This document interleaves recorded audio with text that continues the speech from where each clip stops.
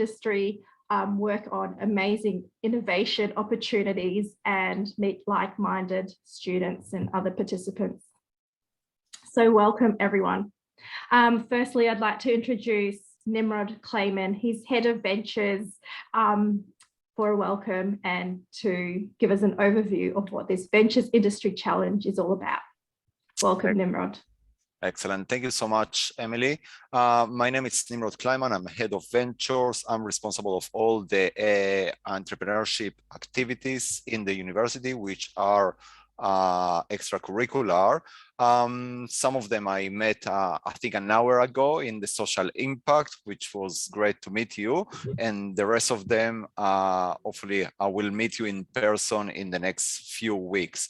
So in Ventures, we run different programs, which I won't talk about them today, but I wanted to talk about this particular, the Ventures Challenge, which is one of my favorite, because it leads to many opportunities. First, you have a great opportunity here to work with industry partners, and which they're going to present very shortly.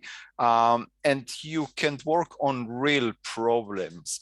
What I wanted to share with you, it's a couple of examples from previous year, from similar activities where students came just because of curiosities, explore, because they did have a solution to the problem that we were trying to solve.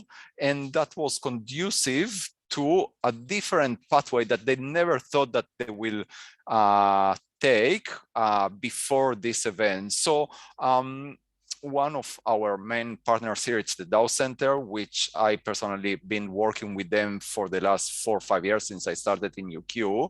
And we run different shapes of competitions. And I think it was in 2017, one of the winners, a lady called Ashley Baxter, came with an idea, participate in the event, won the event, and that's totally changed her career path. So today, she's a successful founder of a company called Monty, which is platform to manage compost, and recently she just fundraised $500,000, and that's quite amazing. From literally, it was an experiment for her to come and be involved in this activity. And then how it changed all her career. Another example is another student that participated in a hackathon, which is a different format, but again, that started a very successful career as a founder that led to participate in different programs and also raise more than $1 million. So saying that, this specific opportunity, it's quite amazing. The Ventures Industry Challenge, again, have several benefits, which is first working on a real program, a real problem with a real industry partners, meeting like-minded students that they all come together from different fields to solve the same problems. You're going to learn, and quite a lot, because during the process, you're going to meet mentors that will help you to develop and to take your idea to the next level. Some of the mentors are expert in the process. Some of them, they are expert in the industry. And yeah, maybe you're going to become a founder, most definitely an innovator. Most important, it's enjoy the journey, because it's quite fun, and it's a safe way to test this pathway. And the most important, you might gain some cash prize that I think it's very attractive. So I'm sure I will meet you along the way, and hopefully by next week in person. More than happy to talk to you and get some feedback about your idea. So I wish to all of you best of luck, and enjoy the ride.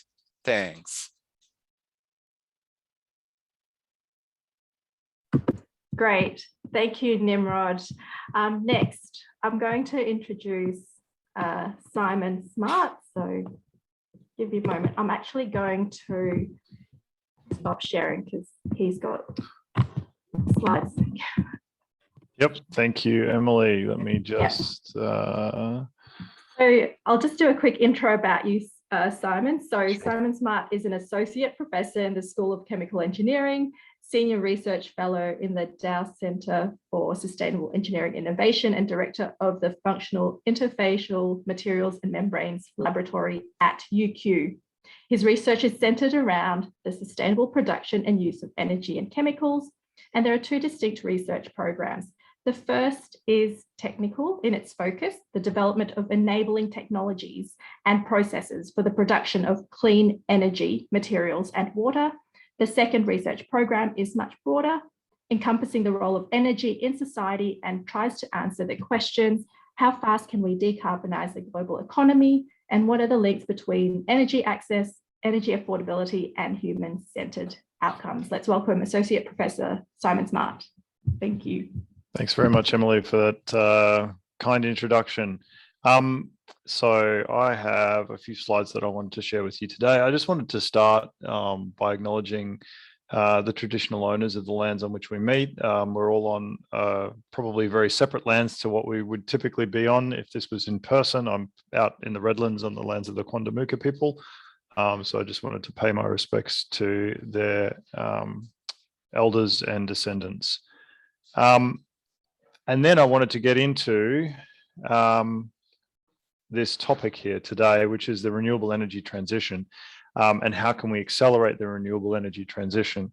In the midst of the pandemic, it probably feels like one crisis is more than enough for all of us, but we're facing challenges on multiple fronts, and one of those is how we shift our society from the way it currently is to a society that effectively has net zero greenhouse gas emissions within the time frame of probably around 2050, if not earlier, if we can do it. And the little quote I've got here on the screen comes out of a report from the global organization, the International Energy Agency, who've put out a roadmap for the global energy sector that says that this transformation calls for nothing less than the complete transformation of how we produce, transport, and consume energy. So it's a substantial challenge for society, for industries, and for businesses. And that's, I guess, the topic of focus for the Ventures Industry Challenge this time around. And what I wanted to do was to highlight the scale of the challenge. So this is a slide that shows the current, I guess, wind and solar across America. So this comes out of a study from Princeton. And the little blue dots that you can see on the slides there represent wind farms, and you probably can't see any orange dots. But if you can, those represent solar farms. This is the situation in America right now.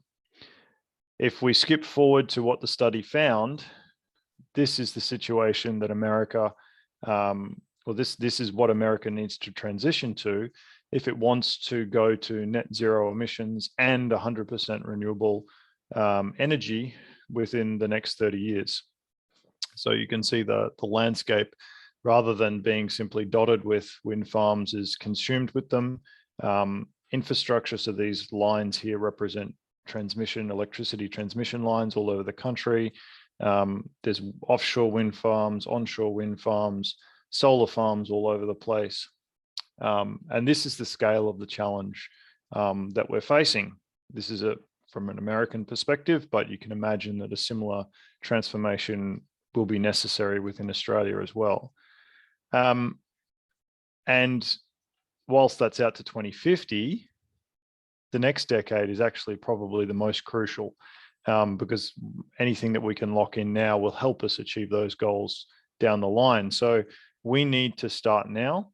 We need to grow our wind and solar renewable energy by more than 4 times. We need to increase the electric car sales by more than 18 times. And we need to improve our use of energy, so energy efficiency over here, by more than 4% a year.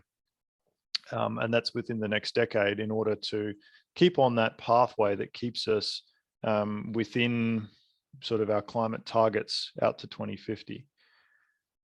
But the problem is that almost half the technologies that we're likely to need aren't even in the market yet. And so that's where this is such an exciting challenge for young innovators and entrepreneurs such as yourselves, to think about what these technologies could be under development, and also how those technologies will interact with consumers and end users and effectively people. And there's also scope for not only new technologies, but new business models and new supply chains as well. If we shift our focus from the global back down to Queensland, where we are, then Queensland's energy transition focuses on, they've set out 3 clear goals for 2030. And they are to power Queensland with 50% renewable energy within the next decade, to achieve net zero emissions for the state before 2050, and to reduce our CO2 or carbon pollution, greenhouse gas pollution emissions by at least 30% within the next decade. So you can see that there's a lot of transformation that needs to happen there to meet those goals, and that renewable energy forms a substantial chunk or part of those ambitions. Which brings us to, I guess, the key elements of the challenge for for Queensland. And so whilst this is an enormous challenge facing the globe and still a very large challenge for Queensland, what we've tried to do here is highlight and think about some of the things that are the most pressing needs as part of this transition to renewable energy. We've categorized them under 4 broad themes. And I guess I'll spend the next couple of minutes going through them now. The first is to stimulate local demand.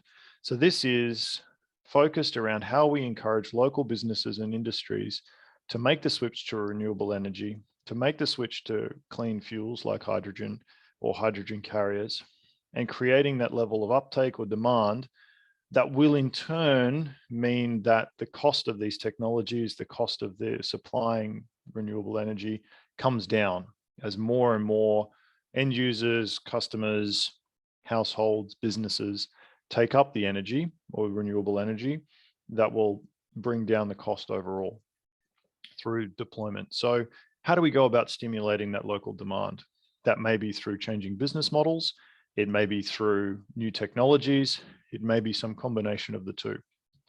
The second focuses around recycling components used in renewable technologies. So as we deploy more and more of things like solar panels and wind turbines and batteries, which are absolutely critical for this transition, we also need to think about the long-term impact of those technologies, of deploying those technologies. So, solar panels require, they require silicon or high-grade silicon, they require copper and silver, they require high-quality glass. They're not easily recyclable. It's much easier to make new ones than it is to recycle existing ones. So as we move forward into this brave new world, what can we do in order to recycle solar panels and the components within them so that we can reduce our mining activities and reduce our production activities? The same is true for wind turbines.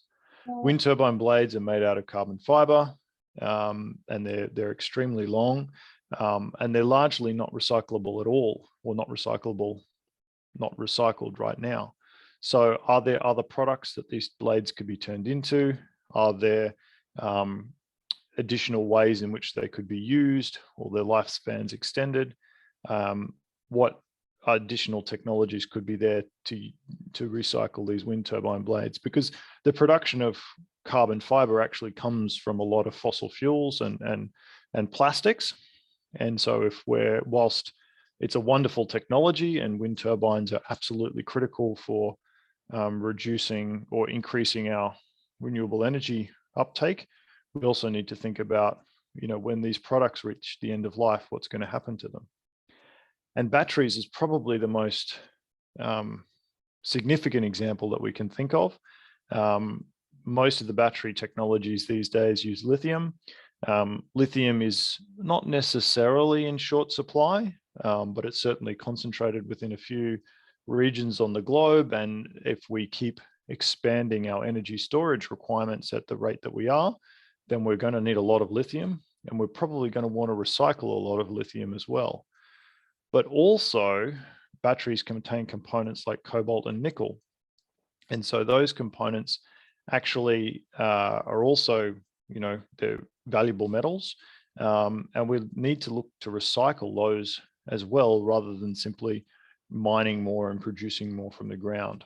How do we recycle? We're typically very bad at recycling new generation batteries. We're very good at recycling car batteries, but we're very bad at recycling laptop batteries, phone batteries, and which is the same sorts of technologies that we would see in home storage systems or utility scale storage, or even car storage, even electric vehicles.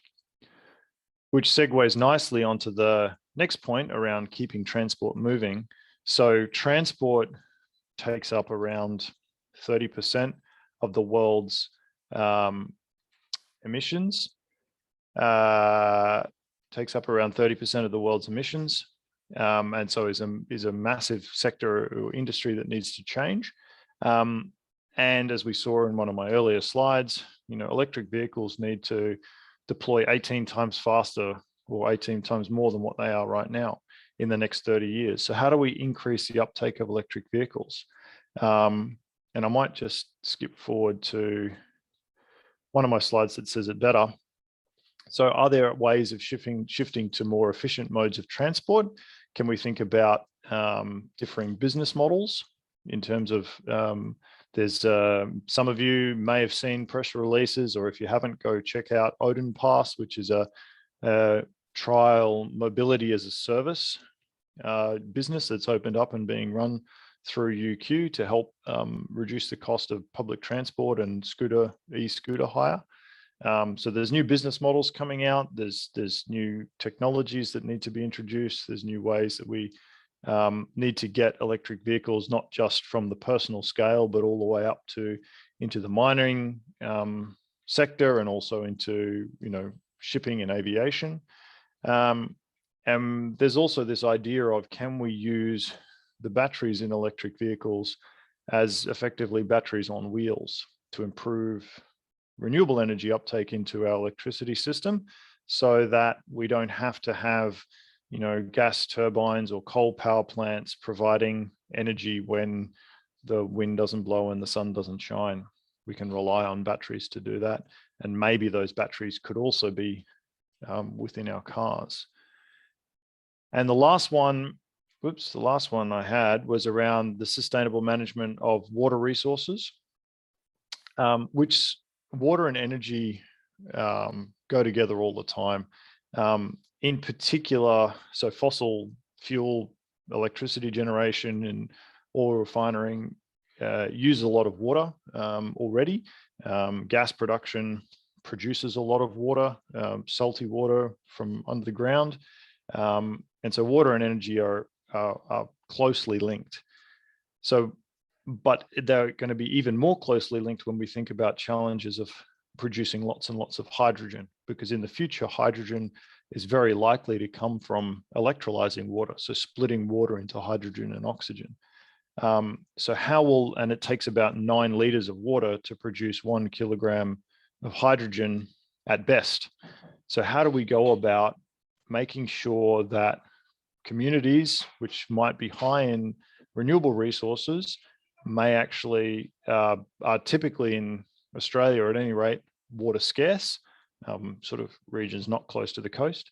So how do we think about managing those water resources so that we can still take advantage of our wonderful renewable energy resources and assist with this transition that we're all going through at the moment? So I think I've gone over my time, so I'll wrap up there. I'm happy to take questions if there's an opportunity to do that at any point, but just like to thank you all for being wanting to be part of it, and on behalf of the Dow Centre, we're very happy to be involved and to provide some sponsorship into the event. Great, thank you so much, Simon. That was a really good introduction to our topic and themes for the challenge. Next, also we will have a Q&A time with our speakers in the panel after they've all had a chance to speak. So our next speaker, we've got Professor Hugh Possingham, who's Queensland Chief Scientist. So he was originally available to join us, but with the change in date and time, he's had to pre-record his message, which I'll play in a minute. So Professor Hugh Possingham has had a long and distinguished career developing mathematical and economic tools for solving nature conservation problems, such as where to place protected areas and which the most efficient actions for saving threatened species. He co-developed the Markson software for conservation planning, which has been described as the most significant contribution to conservation biology to emerge from Australia's research community. He has co-authored more than 650 peer-reviewed papers with more than 30 in the world's top 2 scientific journals, Science and Nature. So I'll just play his video. So I'll switch that over.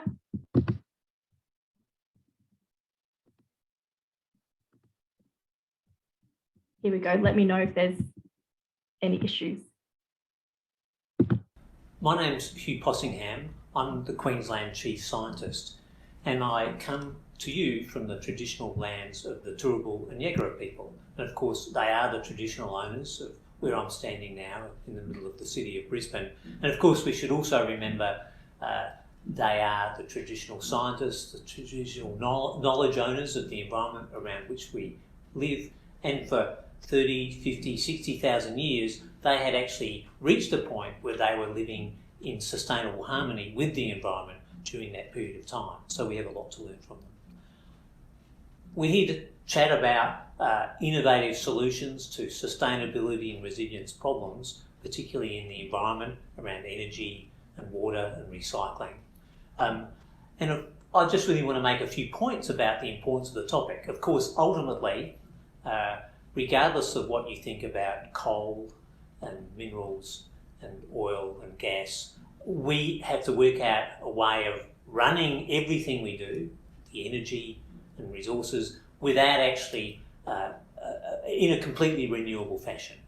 The mineral resources of the world, the other energy resources of the world like coal and oil and gas will eventually run out. Of course, climate change has caused us to think about this much more immediately. That said, they were always going to run out, and we were always going to have to create a renewable and sustainable world. So the problem was always going to be there. In tackling these sorts of problems, one thing I'd like you to think a bit about is how multidisciplinary those problems are. What does that mean? Well, if you're looking to find solutions around recycling, for example, it isn't just a matter of having a machine or technologies that sort out different waste material.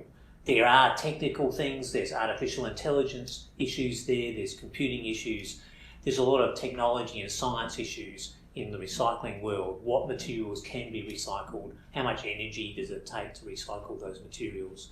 But in fact, that's only a little bit of the problem. A lot of the problem is getting people to take the resources they have and make them available for recycling. Where do they put their soft plastics? Where do they put their batteries? How do you get those batteries into the recycling chain?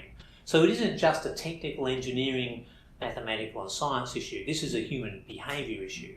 So when you're thinking about potential solutions to many of these sustainability problems which we have, whether they're around minerals or whether they're around water, whether they're around energy, carbon, think also about what you might be doing on a daily basis that isn't really helping. So we're all part of the world. We all believe in sustainability. We all believe in renewable energy. We're just not there yet. So I just think about all the things I'm doing wrong every day. For example, batteries. Our house has batteries. What do I do with my batteries? Well, ideally you should recycle them, but where are you going to keep them? And how easy is it to keep them? And I know there are places where you can take recycled batteries, but I forget where they are. And if you keep them for too long in one place, they start to leak and they make a mess. I think in some cases they can actually burst into flames. So how do you store batteries in your house between you taking them to the place they need to be? Why doesn't somebody come to me to pick them up? And where am I meant to store them? So I look at, say, where we do most of our waste production, which is the modern kitchen.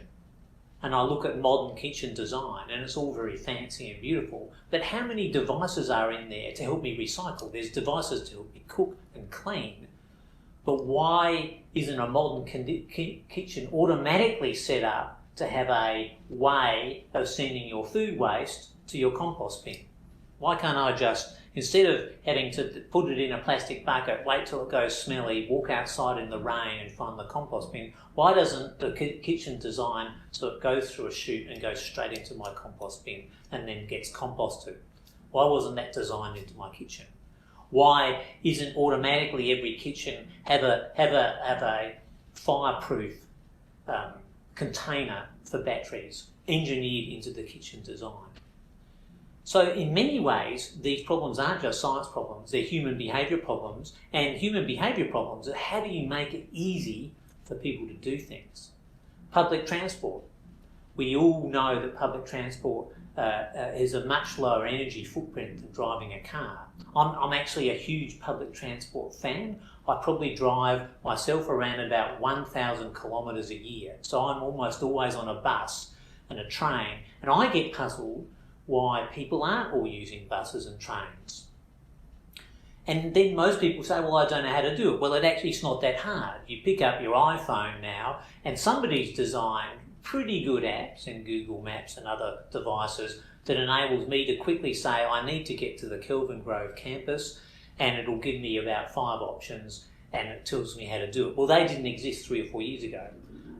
Do we need to improve those designs? Because why is it that I'm happy to use it, that 90% of the people in this building are not? So most of the people in this building, when they're told they need to get to Kelvin Grove, will immediately either take their own car or go and get a cab.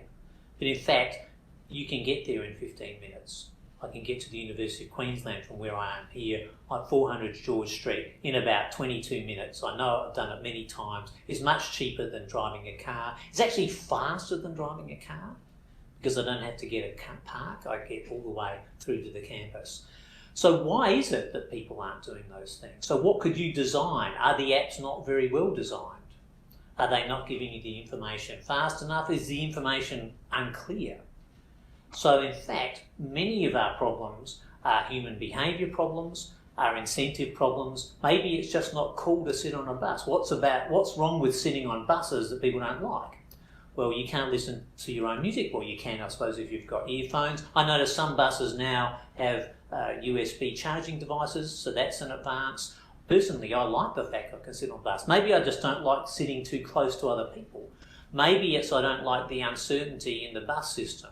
So could we improve that? And at the moment, in general, most of our public transport routes run on a 5-minute turnaround, so that's not particularly a problem.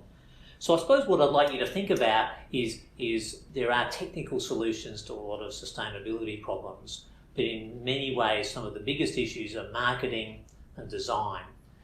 One of the things I've been involved a lot in is sustainability around water. I was a member of the Wentworth group, and we took on the challenge of solving the Murray-Darling Basin problem.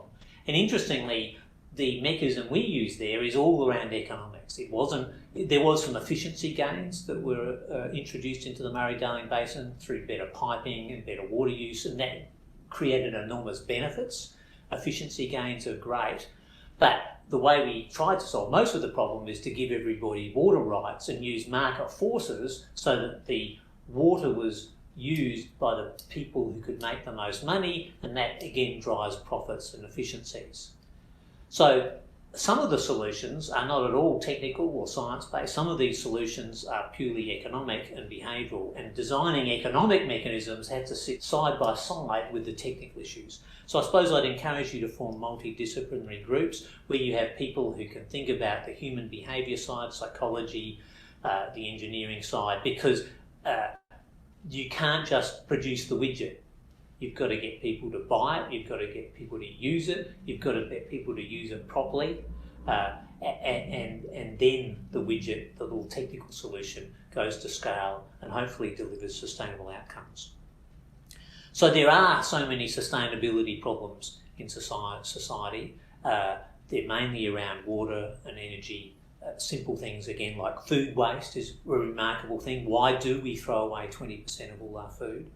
People say to me, we need more farmland. We actually produce enough food for 10 billion people, and then we throw away 20% of it. So why are we throwing away so much food? Maybe we should have smart fridges. The actual throwing away of food is probably causing about 5 to 10% of climate change. Maybe we should have fridges that tell us what we should be eating, or tell us when things are about to go off, rather than us having to sniff the old yogurt container that we bought 3 weeks ago and decide whether or not we should eat it or not. So I think all of those things are important things. You've actually got to make being sustainable quicker and faster. And we often find the people who do more sustainable things actually have more time, or they have more information. And the people who can't be sustainable seem to be short of information or short of time. So we need to make it quicker and easier to get it there. Everybody wants to make it more sustainable. It's cheaper and it's better, but we're not making it easy enough and we're not making it fast enough. So I very much look forward to hearing from you about the kinds of problems you tackle, some of the interesting ideas you come up with in sustainability. Nothing could be more important. We have 10, 20 or 30 years to actually get to the dream of a carbon neutral world that is completely closed cycle, where all the things we use are completely recycled, and that's the world that I think we all want to live in. Thank you.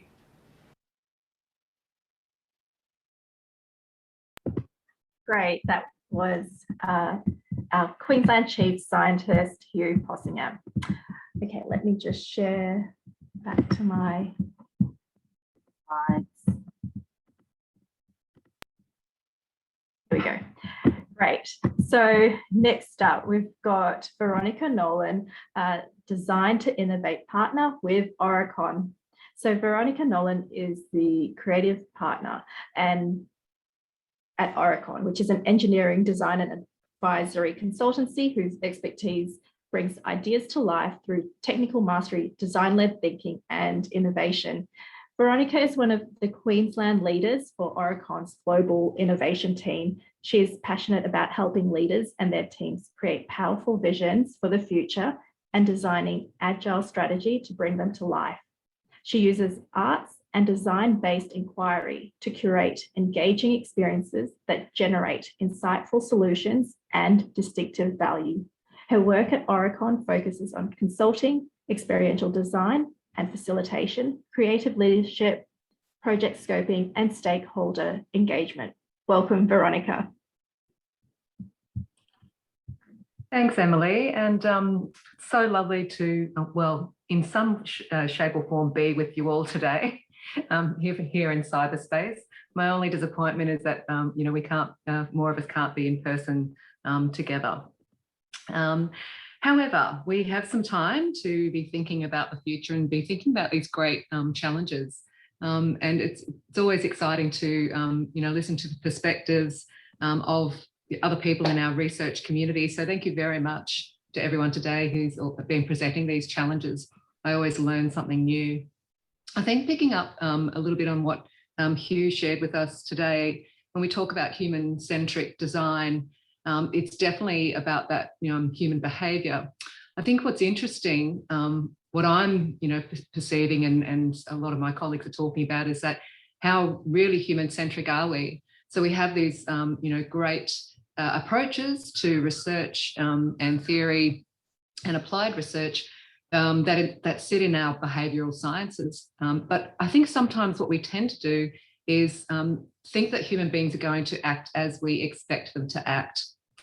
And that to me is where I start to come in with these with this different approach. It's like, how do we get back to that real understanding of ourselves as human beings, and the fact that we are creative beings, that, you know, someone expects you to act this way and you may have done that yesterday, you might do that tomorrow, but today actually I act in a completely different way. So we're, you know, a bunch of potentialities sort of moving around this planet and connecting in with each other. What's interesting, actually, just to go on a slight tangent, is that recently I've just picked up some work of Margaret Wheatley's, reviewing again that idea of quantum physics and how that has been influencing the way that we think about organisational theory and how we operate as human beings. And it's just such a great spark for my imagination to think again about how we do operate and how does change occur. Because this is what essentially we're talking about. How do we encourage intentional change with a lot of human beings? Don't have the answer, but definitely spark with all of these questions. So the methodologies and approaches that I tend to use in my work, and a lot of my colleagues do, are based on design thinking. So how do you get into the why of people? What we do is that obviously we have a lot of great methodologies that are very established over time, because our business is all about engineering, it's about design, and it's about advising in creating infrastructure in society, whether that be built infrastructure, social infrastructure, or economic infrastructure. But what we've done is to draw on design thinking, particularly the work of Jean Liedtke and people like Roger Martin. And we've adapted their, their thinking, and we've started to apply that to some of the more complex challenges that arise. And the reason we're doing this is to make sure that the things that we are creating are actually responding to the needs of our clients and that those broader ecosystems of stakeholders. So we're constantly trying to make sure that as we design, we're genuinely connecting into those needs of people. And I think the biggest difference in design thinking is that it's not just asking people, what would you like design? What are your needs? But it's actually finding other ways to understand those, what we tend to call the unarticulated needs. And that's, again, where we start to move into that realm of human behaviour and human psychology, but just making sure that we're not expecting that people will behave like automatons. So the processes that I use, one of the key ones that I would suggest would be the creation of a focal question. And as we start to experiment with applied research in business, I'm really looking at those ways in which design thinking interfaces with the traditional, more established ways of researching. And if I think about the focal question, it's almost like a further articulation of a research question. So there are particular ways of going about that I can talk to in a moment. The other thing is, again, to be engaging in ethnographic research. So it's about observing people in their lived experience of a research or a design challenge. It's talking to people, but again, not necessarily asking them, what do you want? I think it was one of the great car manufacturers of our times, Henry Ford, who apparently is renowned to have said that if he'd asked people what they wanted, they would have asked for a faster horse, and the car vehicle may never have been designed. So sort of going down that kind of logic.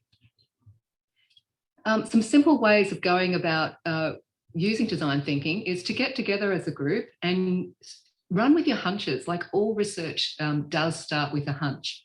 You need to listen to those hunches. The next step then becomes about how do you identify the assumptions that your hunches are based on, and you start to find ways of testing those hunches and to see what you learn from that and develop something up. It's not necessarily to prove that you're right.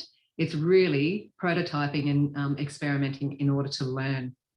So if you get together as a group, you have your challenge, and then you start to scope that by doing things like mind mapping or diagramming. You can then think about the people that you're designing for. So actually identify the groups and ecosystems of stakeholders that are critical to your particular design challenge. Choose one or two and really start to find ways of thinking about what are their unarticulated needs? What are their drivers? What matters to them about this? And then draft your research strategy, sort of hone yourself in on what you might do to respond to a particular focal question. And then find your ways, develop up your strategy by working out which assumptions you need to test and how you're going to test them, and then go ahead and action your research. So that's something that I can, those steps are things that I can share with you, Kylie, to share amongst the groups as we move forward. I'm very happy to help mentor people along those pathways. You'll be excited to know that it's not rocket surgery. It won't be difficult for you to pick it up, but it is very much about just how can we think a bit differently? How can we think about the humans and their why? And how do we go out and actually connect with them and test our assumptions and our ideas as we go?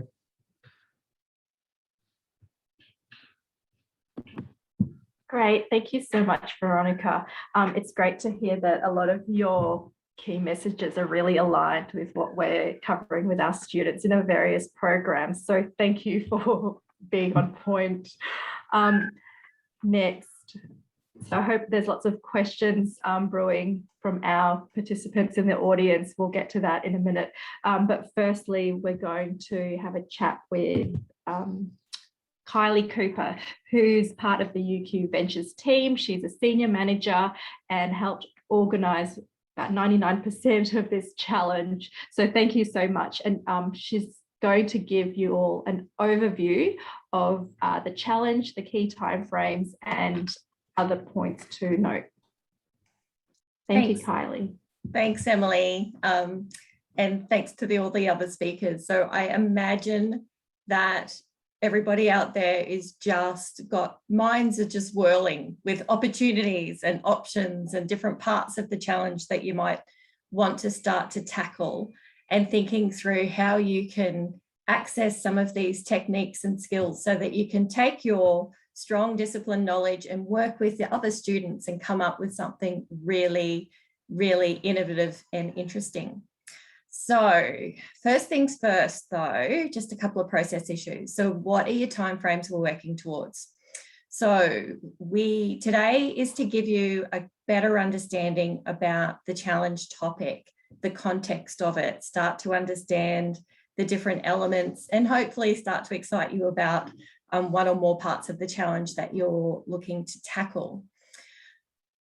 We then would like you to, or need you to, register your team. So the original date was the 13th of August, but now that we have experienced an unexpected lockdown, we had hoped we'd be able to have lots of people together so you could mingle and mix at this session, which hasn't been possible. It's a bit harder online. So we'll extend that date by a couple of weeks for you to find and register your team online on the Ventures Challenge website.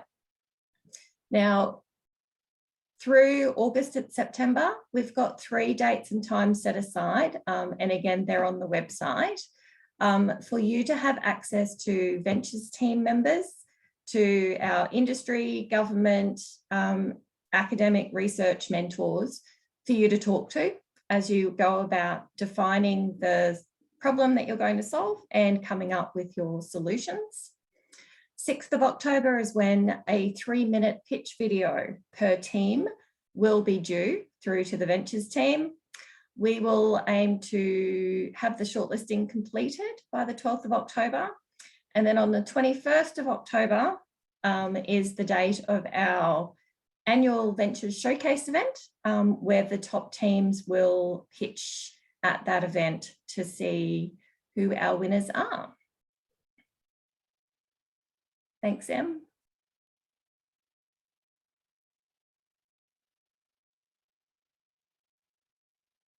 So a big question that you're possibly thinking of, so how are you going to get judged? And this really follows on quite nicely from Veronica's conversation around design thinking, because the first part of the judging criteria is about your value proposition. So when you're thinking about defining your challenge, you need to be thinking, so who's going to benefit from whatever solution it is that you're developing? Who will be the beneficiaries? How will they benefit? And how do you know they'll benefit? is that how have you validated that those benefits will occur? And there was some tips in Veronica's conversation around how you might do that. The second criteria is around viability. So when you're designing your solution, how are you designing it so it's feasibly able to be developed and implemented? The third one's around the level of innovation. So as you're coming up with a solution, whether it's a design concept, a prototype, minimum viable product, you need to be able to show how it's new or significantly different from what's already out there. So have a good understanding about what solutions may already be available and how your solution will be better. And last of all, it's around presentation. So 3 minutes is not a long time to make a pitch, but you would be surprised by how much you can communicate in that time through awesome presentation and pitching skills. So 10% is on how you can tell a succinct but detailed, compelling proposal to take forward. It's a fabulous skill, whatever your future is, to be able to convey sometimes complex information in a very succinct and compelling way. So what will we have available to you? We have one of our ventures programs is still open for applications, and that's our social impact program, where you focus on a social challenge and are taken through a process to solve those challenges. So check out the Ventures website because applications are still open for that. In addition, through the Ventures Challenge process, we have those 3 dates where you have access to experts. Hopefully we'll be able to do that face-to-face at the Global Change Institute, the Ventures space there. If we are still subject to lockdown, we'll do it virtually and we can do that. We have ways and means to do it online if we need to. And also we do have, and we will be sharing with you all once you register, so we know how to contact you all, register your team, and we will share with you. We do have 10 self-paced videos that take you through the different elements of the design thinking process. And that will expand more upon some of those great points that Veronica made earlier in the session. So what do you need to do? So the first thing, find your teams. So to be eligible for the Ventures Challenge, you will need a team of between 2 and 5 current UQ students. There's been aim for diversity, and that is all different kinds of diversity, including coming from different backgrounds and different discipline expertise is highly recommended. Register your team. Register online at the Ventures Challenge website. There are terms and conditions available for you to review and make sure all your team members register.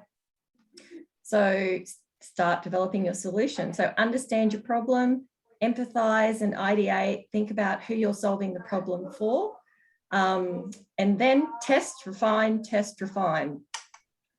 And we will have a range of industry, academic, government, and ventures team members available at those different times to help you go through that. And then that will lead you towards submitting your pitch, 1 per team, by the due date. So those are the next steps. And I can see some questions coming through, Em, which is great. Great, fantastic.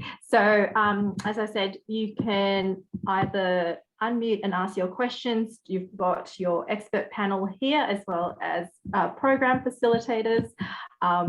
So I can open questions to the audience. We do have one question that's come through chat. So I do not have I'll just read it out. I do not have a team. How can I make a team if I don't have friends available to take part in the challenge? Well, there's different opportunities to find people, and that's sort of the beauty of this challenge, is that you're able to meet people across different faculties and institute and can create a multidisciplinary team. So we had intended on having in-person activities at the Ventures space at GCI on campus. Unfortunately, we weren't able to do that today. However, we're going to quickly try and deliver what we can online and send an email to everyone that's participating, opportunities to meet people and put a team together. So we'll send out a message shortly about how we can do that. So we've just had to quickly put everything online for this week and perhaps even next week. So we'll keep you posted on that, but there'll definitely be opportunities that will facilitate to help you find the right people for your team. Sorry. Anything else? Yeah. By opportunities, you mean that people do not have a team but still want to participate. You will create like a Zoom meeting with them, and we'll just get to know each other and so on. That's right. Exactly. Yeah. Okay. So we'll set a couple of options of dates and times so that you might not be able to make one, but you can make the other. Yeah. Appreciate it. No worries. Next, where can I find the venture challenges available? So will we be able to share Simon's slides? Is that something that we're able to do? Because he had quite good details in there. Yes, if you stop sharing. Yeah, it meant, sorry, in terms of afterwards. Absolutely. Yeah. Not a problem. Great. And next question, is the social impact going to have real companies involved, just like the industry challenge has? Are you referring to the social impact program? Is it Pauline? That question, are you referring to the social impact program? Sorry. Yeah. So Kaylee, talk about the social impact is another one. I was just wondering if there's some like corporations involved, or yeah, just like the industry challenge that we're here. Is there any other advisors that will take part of? Yes, through that, Yeah. It will provide the social impact program will give you access to a much more structured process to head towards a solution to the problem. Are you there, Jackie? Sorry, I muted myself. Yes, Kylie, I am here.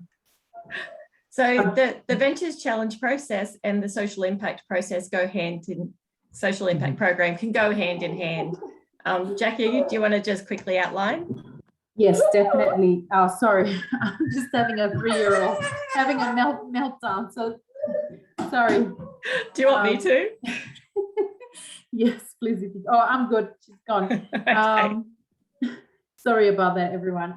So like what Kylie said, the social impact program has a bit of a structure in terms of workshops that, you know, we could workshop some of the things like the design thinking process and all of that to help you, you know, go deeper into the problem and doing prototype and all of that kind of stuff. The other part of the question was asking about if we had some problems that we will be tackling in the social impact program. Yes, we do. We have about 4 and potentially 1 more problems that are, you know, 3 of them are coming from an organization, a social impact organization that we will make available to the students so they can work on. Okay, Jacqueline. So when you're looking at solving part of the Ventures Challenge, you can use the Ventures Challenge as your focal point as you go through the social impact program, if you're looking for a little bit of extra support. And then the timeframes align so that you can submit your register for the Ventures Challenge and submit your pitch at the end. It's just an option to get a little extra support, or if you're happy with self-paced videos and 3 options to connect through the Ventures Challenge, we've got lots of opportunities to give you support to help you solve these really important problems. Great, thanks Kylie and Jackie. Another question, what about eligibility? So is this open to UQ alumni and staff or just UQ students? This is a UQ student, current UQ students at all levels, undergraduate, postgraduate, PhD, but this particular challenge is open for current UQ students. And I saw another question, just confirming team size, minimum of 2, maximum of 5. So if you're on your own, you just need to find one other person. And we can help you do that through an online session or face-to-face if we get to do that on the 19th, being our first date you can see on the screen. Great. Thank you, Kylie. We've got a question here from Benjamin. He wants some clarification about the actual problems. Do you have to choose one of the 4 themes, or can it be part of the transition to renewable energy more broadly, but perhaps not one of the 4 options? Benjamin, is that the right interpretation of your question? Yeah, sort of. I was just looking at or remembering the slides earlier when they had things about keeping transport moving and stimulating local demand. Is that sort of the focus area for our presentation? So you can address one of the 4 options. Were you looking at addressing a problem outside of the 4 options? Oh, well, that's what I was just wondering about, whether that was possible. I didn't really have anything in mind, but yeah. Yeah, I'd strongly recommend, like, it's a lovely broad topic around accelerating renewable energy transition. And in each of those 4 themed areas, there's a lot of scope within each of those. So we would encourage you to focus your efforts between there would be great. Awesome. Thanks, guys. No worries. There's a question about meeting teammates. We'll send an email with dates and times and Zoom links for that, so we don't have that confirmed just yet. Next question.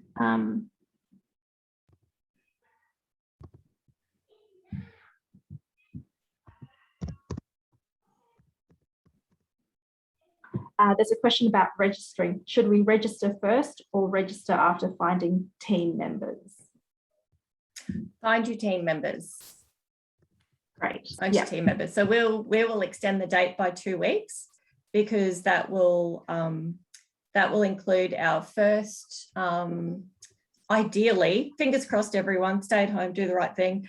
Ideally, we get to do a face-to-face at least on the 19th of August, and we'll look at scheduling as a Zoom potentially next week as well, to give you a couple of opportunities to meet face-to-face or on Zoom to find your teammates. So we'll push the registration date out because we haven't been able to get you all together in person.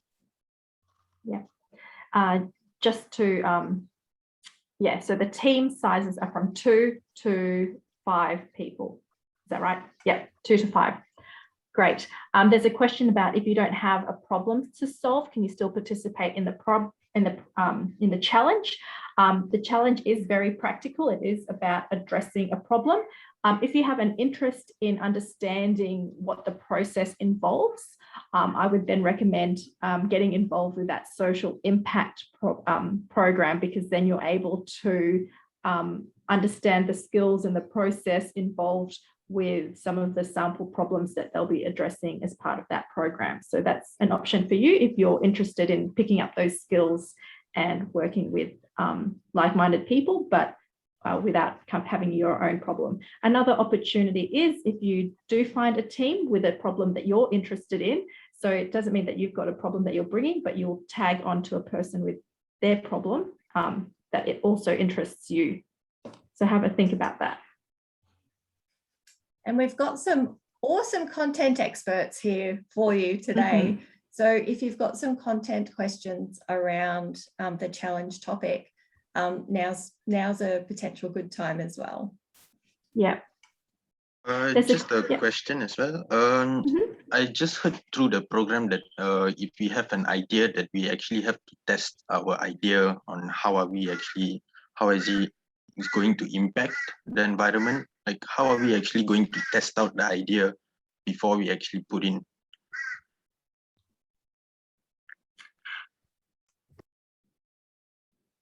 I guess it depends on what you're addressing. So it doesn't mean to say that you're going to, in the 6 weeks that you're going to build it and use it and test it in that way.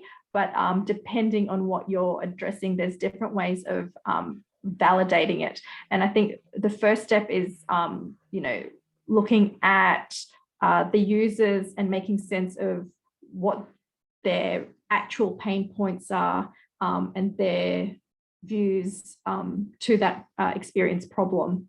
So always start with the people first, I think is the first step. Right, okay, cool. So would we get information on how are we going to do all of this during the mentor meetings? Like how to validate our idea? Yeah, there's a couple of opportunities of getting support of that process. So one, it's more of a low touch way of doing it. It's accessing the self-paced video tutorials that we have. And then let me share my screen so there's visual aid to what I'm talking about. Yeah, so one way of getting support is accessing the self-paced videos that we'll share with you, and then also coming along to our expert panel where you can ask them questions and you can get industry expert support and responding to you, giving you feedback, asking you questions to test your assumptions. So they're really good ways to discuss your ideas with others. And then the second way, which creates a bit more support, and it can be in addition to what I've mentioned before, it's participating in the social impact program that Jackie is leading. So that will give you support through a program that will go through the skills and tools that you need to go through that process of, market validation, making sense of customer and user needs, identifying who they are, really making sense of their experience of that problem. Okay, cool. Thank you very much. I actually just came from the information session for the social impact. Oh, great. Yeah. So yeah, that's a perfect opportunity to get that extra support if that's what you're after in terms of participating in the challenge. All right, cool. And just one last request to the participants who are still looking for teammates. If you still want to connect or network, I'm setting up a Facebook group so that we can connect with each other. So if you're interested, my information is in the chat. Great, thank you. Thanks for the initiative. Fabulous initiative. I can see there's other comments in the chat of teammates opening up and reaching out for other teammates. So good job, guys. Make the most of what tools we have to make connections. That's great. We've got a question here from Jose. Does it mean that we can come up with a solution related to a combination of those areas? So I think the 4 topics. Sure, absolutely. Yeah, great. And next question is about prize money. Do you remember the breakup of the dollar amounts for the first, second, and third prize? Yeah, there's a first, second, and third prize, and then there will be a People's Choice Award on the night of the pitch event as well. So there will be 4 prizes up for grabs on the 21st of October. Great. There's a question about teams changing over time. So if you register, say, 2 people in your team first up, is there an opportunity to change that if you end up with, say, 3 or 4 people for the final pitch submission? There is, ideally you would have your team, but we understand that these things change over time. We will just need to make sure that all members are registered and have accepted the terms and conditions prior to submitting your final pitch. So we can organise that. Oh, we have a raised hand. Yes, Jose. Hi, Emily. Can you hear me? Yes. Great. I just wanted to ask if it is possible to have a master document, maybe an Excel file, where we could have the names of all the participants, the faculty we belong to, the set of skills that might be helpful for this particular challenge, so we could use that as the reference to see who we would like to team up with? We have a bit of a privacy issue around us doing that, so that's not, we're not able to share other students' data or information. However, the Facebook idea or reaching out to each other either through our Zoom sessions or in person online or by some of the other suggestions in the chat are open to you. Okay, yeah, thank you, Emily. Great. Next. Yep. I wanted to ask if people who are external can still participate, like people who are offshore. Because we won't, it might not be possible for us to be onshore, like even until the end of the whole program. So I just wanted to ask if external students or a team of external students can participate.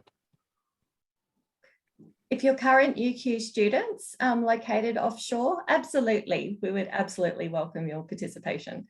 So it's open to all current UQ students, onshore or offshore. That is all completely fine. Wonderful, thanks. Great. Next question. If someone's used an idea at another hackathon or challenge in the past, are they able to use it again? Well, then I guess you need to think about the judging criteria about, is it something new or significantly different to what's already out there?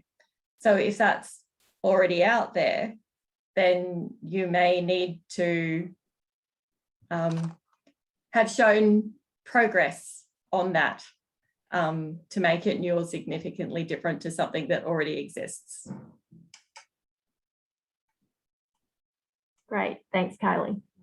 I'm just going through the questions.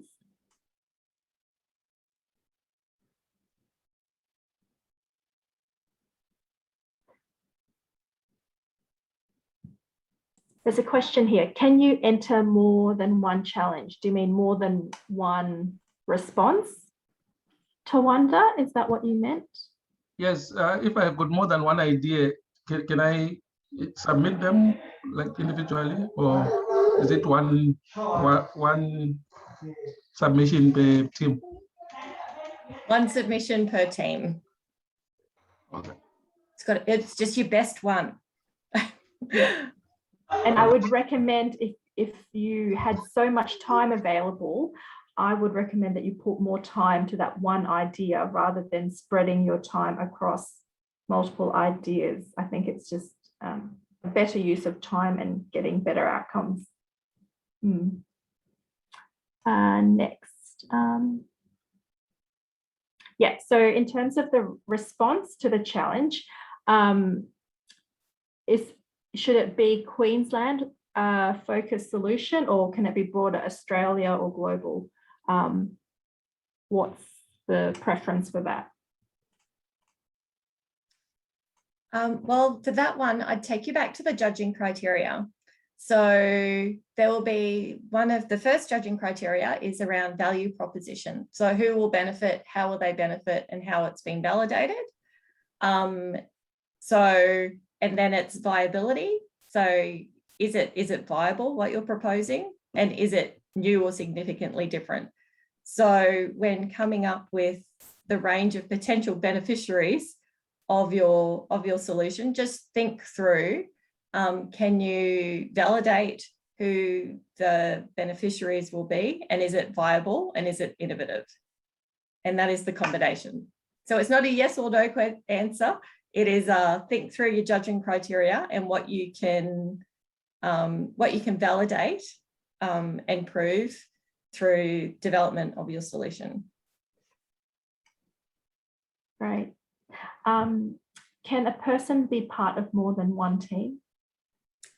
No. One per person. All right, no worries. Pauline, your question about challenges for a specific company, did you want to elaborate a bit about that?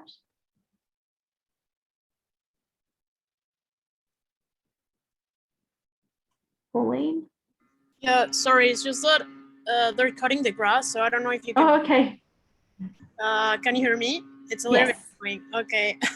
So basically, I don't think I have enough information about the challenges. I know there's 4 and are the ones that Simon presented, but honestly, I don't know if we need to address it to a specific customer, as in like a company that is seeking advice on solving a specific challenge, because it seemed they're very broad. Or can we make a product or an idea that solves many challenges simultaneously? Or yeah, I don't know. I feel confused and lost. Yeah, that's a good question, because unlike, I guess, lots of assessment topics, this is giving you the scope to define which part of the challenge that you're interested in. So I would suggest that you have a good look and a good think about the different elements of the challenge topic and what you're most drawn to and interested in. And then as you think through and refine your challenge question, that will help you refine and exactly what it is that you're solving and then who you're solving it for. So there's some great support tools, and Veronica's earlier presentation around understanding and defining your problem and holds some really good tips there. And Veronica is going to be available at our Access to Experts sessions. There's also some good online tools from the Ventures team, the videos that we will share with you that talk you through how to define your problem. And it is a great question, because that is, I'll use another famous quote. I think it was Einstein who said, if I had an hour to solve a problem, I'd spend the first 55 minutes working out what the problem actually is. And that is part of this challenge process, is for you to define a specific problem within these problem themes that you want to focus on. So we keep it broad enough to account for a wide range of different interests and expertise, but narrow enough to give you a direction. And then it's your process to narrow it down to what interests you and what you're driven to solve, you and your other teammates. Thank you so much, Kaylee. I honestly thought we got a problem and then we had to find a solution. But now that I know that is a topic and we have to find a problem within that topic and then find a solution to the problem we found. I think, did I understand correct? Yes, absolutely. Perfect. You said it much more succinctly than I did. Thank you. Thank you so much. I have a question here, Daniel Lake. I own a renewable energy business myself, and I know solar panels, I've got a whole stack of them every year that we unfortunately take to the tip. What's the end purpose of the challenge? Is it to take an idea to industry? Because obviously this is an area that we potentially would like to commercialize, ourselves, and obviously appreciate that there's a team of people involved in that process. So just looking at the ethics of that process and looking to commercialize an idea. Yeah, good question, Daniel. You'll see, have a look at the terms and conditions, and we do have intellectual property covered within there as well. So in terms of when it comes to these types of challenges, if you have your own secret sauce that you are not looking to divulge for commercial reasons, that's not something that we would look to share with the broader community, but there's an awful lot that you can portray within your pitch around your area of expertise and what you're selling without giving away the secret sauce or specific technologies or equations underpinning your solution. Does that answer your question? Yeah, that'll be close enough. Just work it out as we go, I guess. Yeah. Yeah. Please, at anyone, I'm in the same boat as most people. I come from industry and don't know a lot of people, but I do work quite heavily in renewables. So anybody from a technical on the ground sort of standpoint, so quite client facing. So anybody there that's probably from a different, diverse, sort of manufacturing, processing, engineering background, I'll be more than happy to connect with on LinkedIn to chat myself.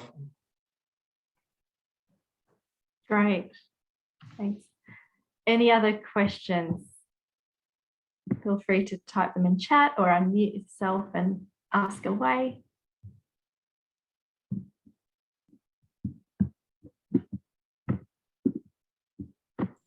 Sorry, I am Srishti, and I just have a quick question about the access to experts, because I'm an external student as well, and I was just wondering if we cannot physically be there, will we still have that support available or not?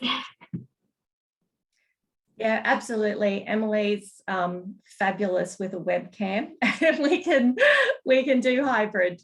Hopefully we will get to have face-to-face, but we can do hybrid versions. So if you are offshore, we can connect you virtually as well. Yeah, it's all accessible in hybrid format. Great. Simon. Thank you so much. I'm really sorry, everyone. I'm going to have to run off to a class for the next 4 hours in a few minutes. So I just wondered whether anybody had any final questions for me. If not, I'm really looking forward. There's a lot of enthusiasm in the Zoom room here. So I'm really looking forward to what everybody's going to come up with. Thank you, Simon. And thanks. I saw that you sent me your PowerPoint slides. So I'll share that with everyone.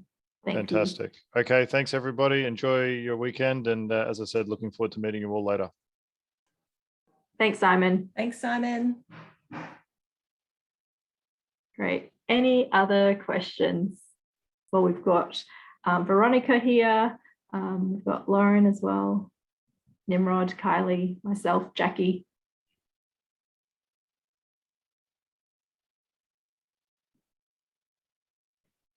All right, well, perhaps we can wrap that up, but we'll get in touch as quick as we can, and we'll let you know what team building opportunities we can put together, and we can all meet again on Zoom.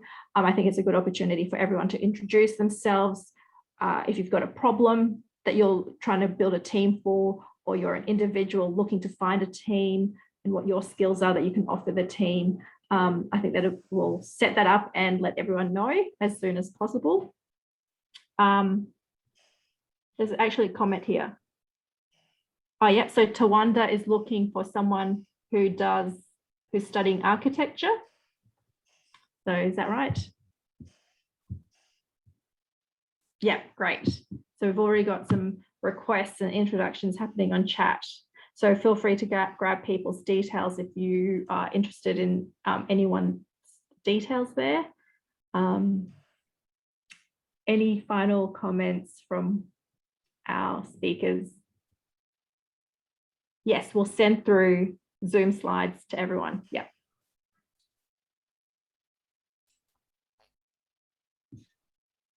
Anything from you, Nimrod? No, from just to reiterate my message from the beginning. So I agree with Simon with the number of questions, so I can see the excitement as well. I think everyone recognized the opportunity. For the question, I don't remember who asked, what's the purpose of the program? It's an experiential learning for the students. But like at the end, that's our core objective. And then there is a lot of benefit, as I stated in the beginning. So look, if you still have any question that you cannot think now, by all means, you can get in touch with us later on. Send an email to ventures@uq.edu.au, or we circulate, we roam. We have a couple of public spaces that we spend some time during the week. One is in GCI at the entry level, and one in Hocken building level 3. By the way, this is also a great opportunity once we are back on campus after lockdown to meet like-minded students and also to work on your idea as well. What used to happen in the past, you just go there, you sit and start to network and connect with the other people around you, and literally just asking the question, so what are you working on? What's your idea? What's your solution? And starting the conversation. So saying that, yeah, hopefully everyone will be able to find a team. If you have some challenges, more than happy to try to connect you. We constantly talk with students, and then maybe we can connect the dots in case that you cannot do that by yourself. So feel free to approach and connect with us as well. Thanks, Emily. Thank you, Nimrod. All right, well, thank you everyone for your time. I'm really excited to see the teams forming and see what problems you all end up working on. We'll get in touch soon with the upcoming team building opportunities. We'll see how we can make that happen. And definitely I'll see you for that. Otherwise, thank you so much. I'll send through the slides from Simon's slides and our slides. Excellent. Thanks, Emily. Thanks, Kylie. That was a great session. Thank you. Bye.